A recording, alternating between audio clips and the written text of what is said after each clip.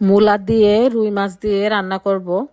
প্রথমে একটু পেঁয়াজ ভেজে পেঁয়াজের মধ্যে একটু রসুন বাটা দিয়েছি, হলুদের গুঁড়ো, মরিচের গুঁড়ো, লবণ এবং জিরা বাটা দিয়ে মশলাটাকে কষিয়ে মূলাগুলো দিয়ে দিয়েছি।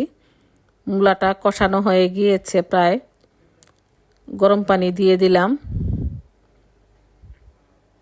এখন কিছুক্ষণ অপেক্ষা করব মূলাটা যাতে আদা সিদ্ধ হয়, সেই সময় পর্যন্ত।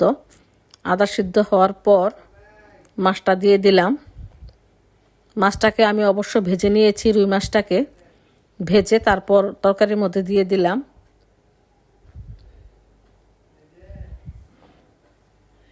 এখন কিছুক্ষণ অপেক্ষা করব যাতে মাছটা এবং মূলাটা ভালো মতো হয়ে যায়।